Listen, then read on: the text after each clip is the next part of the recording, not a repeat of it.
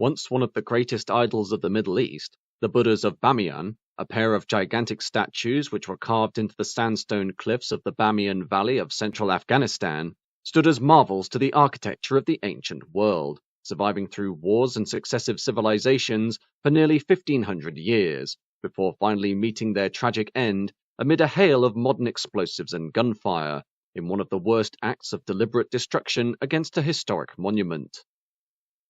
Buddhism, an Indian religion founded by Gautama Buddha, first appeared in the region which is now Afghanistan following the conquests of Ashoka, the third emperor of the Maurya Empire, who, through his many campaigns, ruled nearly the entire Indian subcontinent between 268 and 232 BC. Among the earliest sites of Buddhist influence in the country was the bilingual mountainside inscription of Greek and Aramaic that dates back to 260 BC and is located on the rocky outcrop of Chil Zena near Kandahar, the religion being prominent in areas that were located to the south of the Hindu Kush mountain range. Due to the position of Afghanistan on the famous Silk Road, a trading corridor which connected the Roman Empire in the west with the Indian and Chinese empires of the east, the art and architecture of the nation during this period was heavily influenced by that of ancient Greece, with the valley of Bamiyan, approximately 81 miles west of the modern capital city of Kabul, being the main arterial route for trains of horses, camels, and other caravans passing from one continent to another. Its popularity was primarily thanks to its provision of fertile land, which was ideal for travelers to rest and trade, the area being the site of several Buddhist monasteries and a thriving center for religion, philosophy, and art, Buddhist monks living as hermits in small caves carved into the side of the Bamiyan cliffs, which were embellished with religious statuary and elaborate, brightly colored frescoes, sharing the culture of Gandhara. The rapid spread of Buddhism came from the fact that it was not based on any specific location, with believers not being required to worship at any particular temple or religious site as part of their practice, this freedom resulting in the emergence of the aforementioned Buddhist cave architecture, which was prominent throughout Asia, Bamiyan itself being host to nearly 1,000 Buddhist caves that are carved along 1,300 meters of cliff face, which bounds the northern flank of the valley. While the specific year as to when the two gigantic Buddha idols were erected is uncertain, carbon dating of their organic internal structural components determines that the monoliths were built one after the other during the 6th and 7th century. The first of the statues to be built was the smaller Eastern Buddha between the years 544 and 595 AD, which stood at approximately 120 feet in height and depicted the Buddha Shakyamuni, also called Siddhartha Gautama, the historical Buddha who is believed to have lived sometime between the 6th and 4th centuries BC.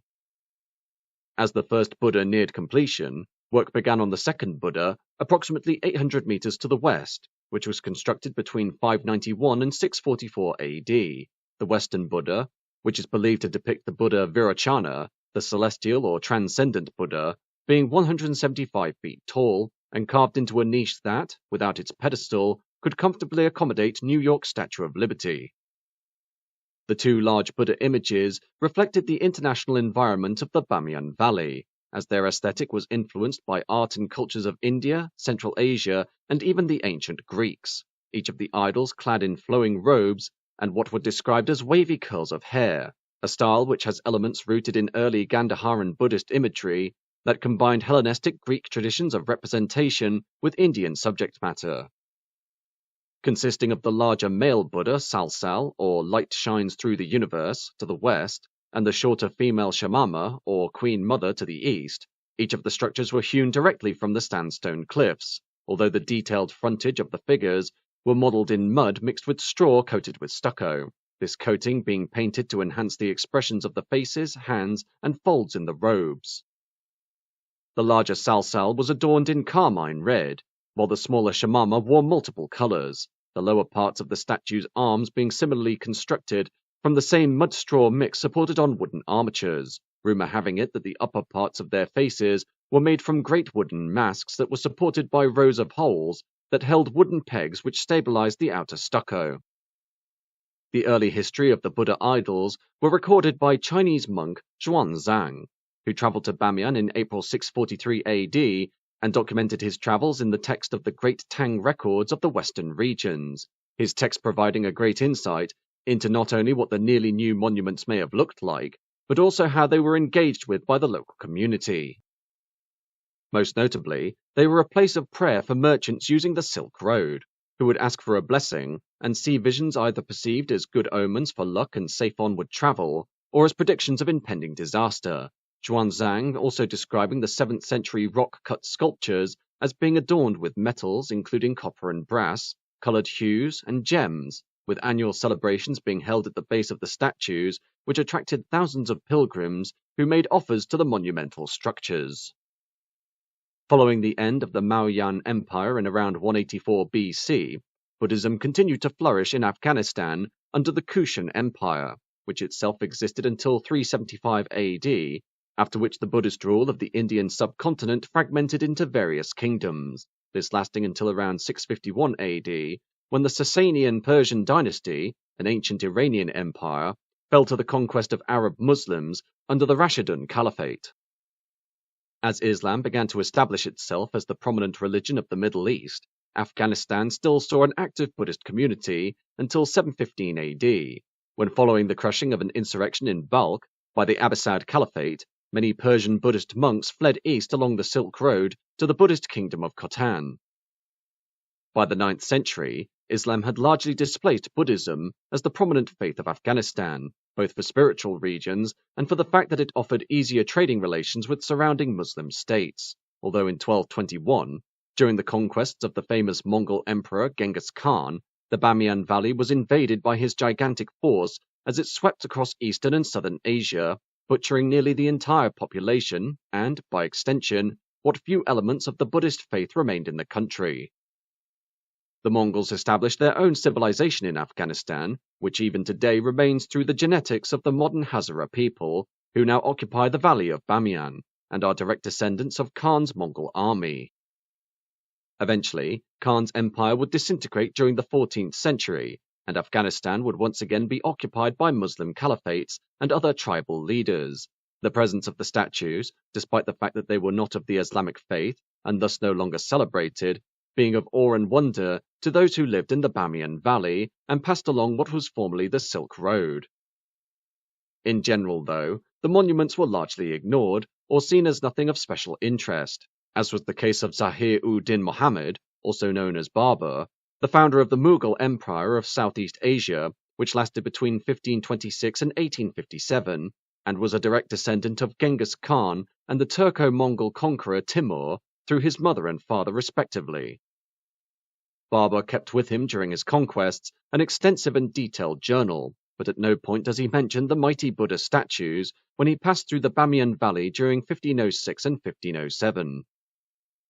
With the Mughal Empire now being the dominant force of Afghanistan, the two Buddha statues remained mostly untouched, despite not being of the prevailing Islamic faith, though they did incur the wrath of various leaders on multiple occasions who sought to tear down the idols. The most famous example of this was under the rule of Emperor Aurangzeb, the fanatically conservative leader of the Mughals between 1658 and 1707, whose ultra-orthodox edicts included the banning of music, the destruction of non-Muslim schools, the harsh punishment of citizens who wore non-Muslim clothes, and the execution of the 9th Sikh guru, Tegh Bahadur, on multiple counts of heresy. Aurangzeb, seeing the two Buddhas as blasphemous, attempted to destroy the monuments with artillery but to no avail, his reaction to the presence of the structures being the exception rather than the rule among Muslim observers, who lived in the shadow of the Bamiyan Buddhas. Following the gradual collapse of the Mughal Empire throughout the 1700s, Afghanistan would break up into various tribal regions, with the Bamiyan Buddhas falling into the Emirate of Afghanistan, which had been founded in 1823, and following a number of wars with the neighbouring British Empire, eventually forged an alliance with the British government in order to help the Emir of the nation, Dost Muhammad Khan, unify the tribes and create the modern state of Afghanistan during the mid-1800s.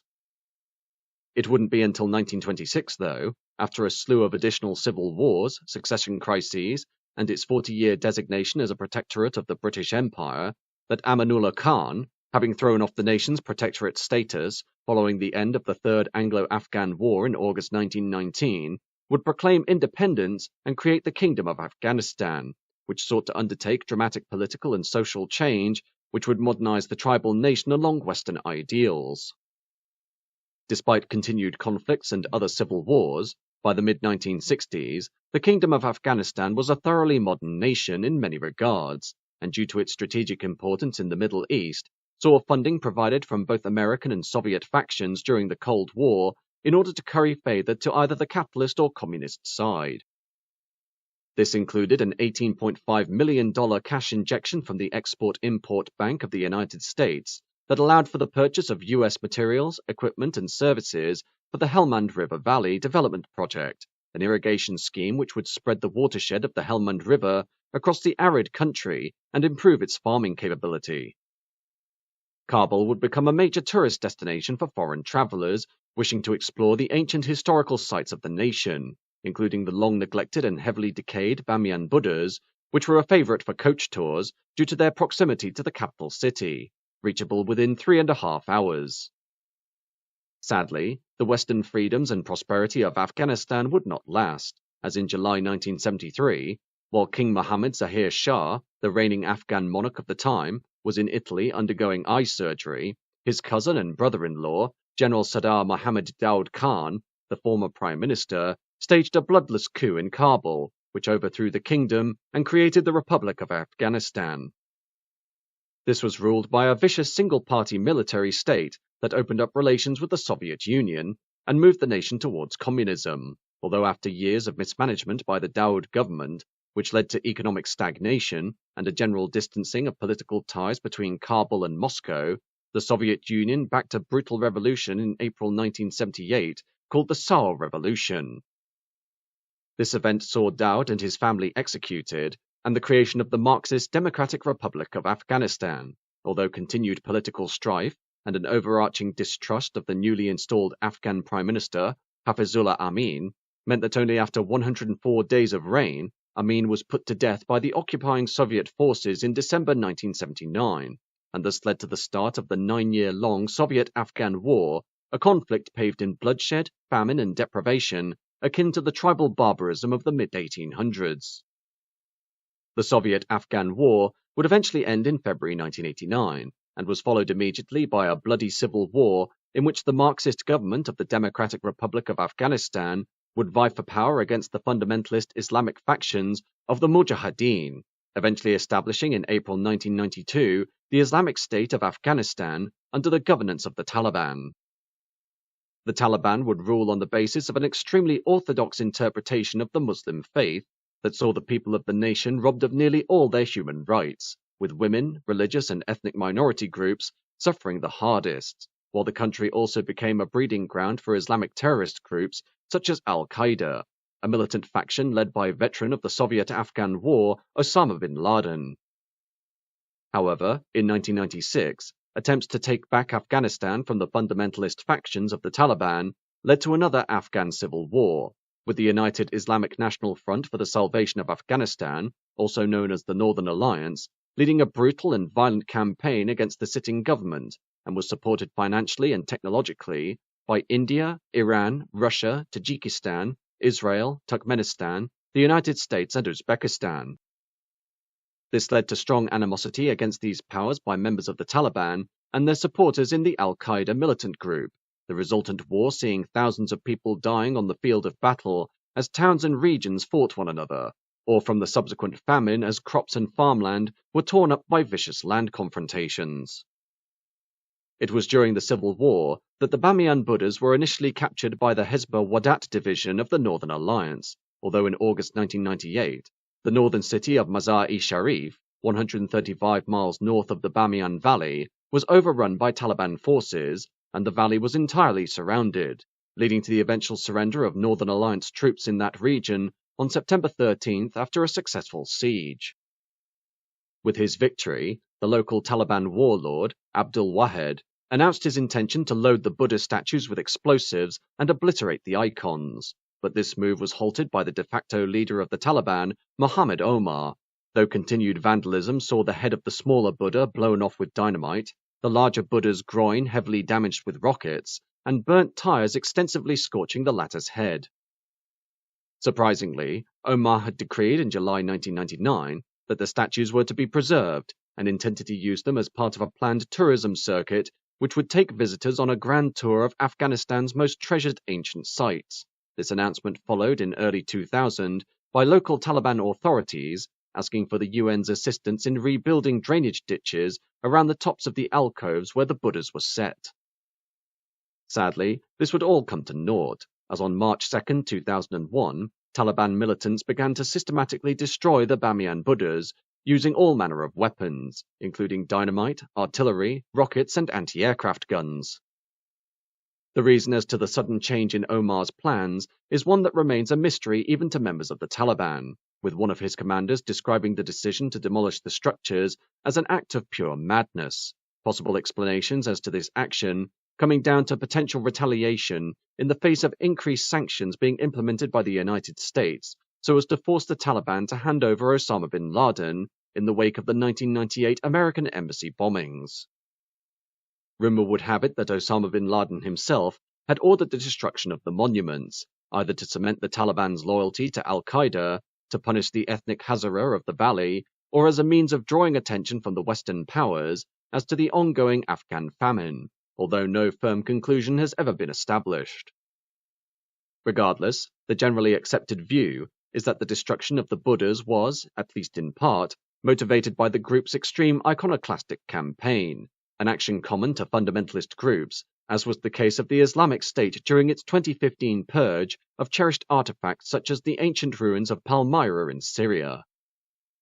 Another motivating factor came from the fact that archaeologists and other heritage organizations were spending vast amounts of money to restore and preserve the statues, while the wider nation of Afghanistan continued to suffer a major famine and humanitarian crisis, the overarching goal of destroying the 1,500-year-old idols being squarely to attract global media attention, as videos and pictures of the Buddha's destruction were rapidly circulated around the world.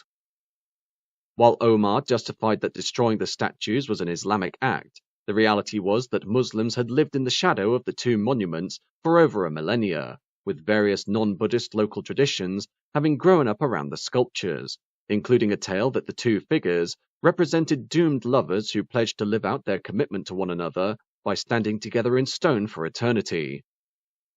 The truth was that the Bamiyan Buddhas, though representing the deity of a completely different religion, had taken on a cultural significance that transcended faith and simply came down to an appreciation of their ancient presence, guardians of the valley which had existed since long before the first Muslims had arrived in Afghanistan.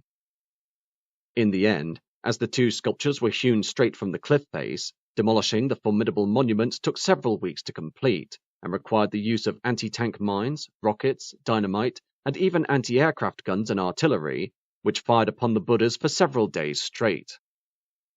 Claims were also made that local civilians from the nearby town were forced at gunpoint to assist in the monument's destruction, as well as Pakistani and Saudi Arabian engineers, the end result being the two statues reduced to a mound of mangled rubble, while their smooth niches were left empty against the sandstone hillside.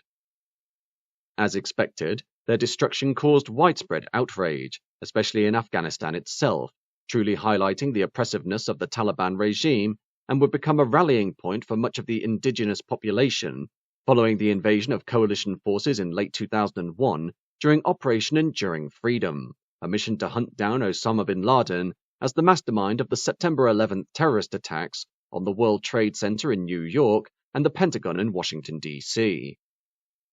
While the destruction of the two Buddhas was an unqualified tragedy, there were some positive outcomes, as following further investigations by archaeologists around the base of where the statues once stood, a new network of ancient caves and tunnels were revealed, with murals and paintings which dated back to the 5th century contained inside. Furthermore, in recognition of the danger such heritage sites faced in regions often beset by war or antagonistic regimes, the site, together with dozens of others across the globe, was designated a UNESCO World Heritage Site in 2002, and as part of an international effort to rebuild Afghanistan, following the removal of the Taliban from power in November 2001, the Japanese government, together with the Afghanistan Institute in Bubendorf, Switzerland, and the ETH in Zurich, committed themselves to rebuilding the two sculptures, a move supported by the local residents of Bamiyan and Afghanistan's post-Taliban leader Hamid Karzai.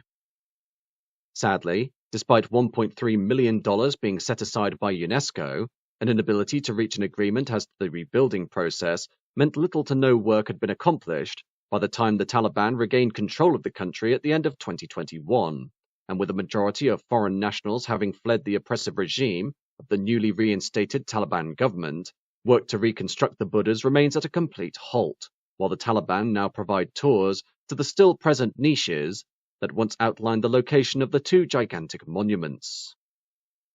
To summarize, the Bamiyan Buddhas were marvels of the ancient world, created during a time when the faith they represented held sway over nearly all of the Indian subcontinent, and provided a holy presence along the legendary Silk Road that gave blessings for the thousands of caravans and travelers who made the perilous journey between East and West.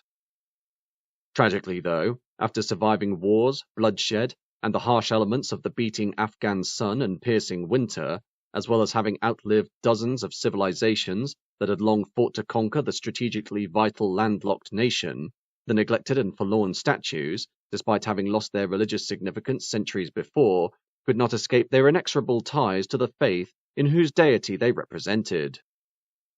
Thus, with the onset of modern geopolitics and a brutally unsympathetic regime, there was sadly no place for these two magnificent structures in the future of Afghanistan, and over the course of only a few weeks, what had taken decades to build by hand and had stood for over 1,500 years was reduced callously to rubble.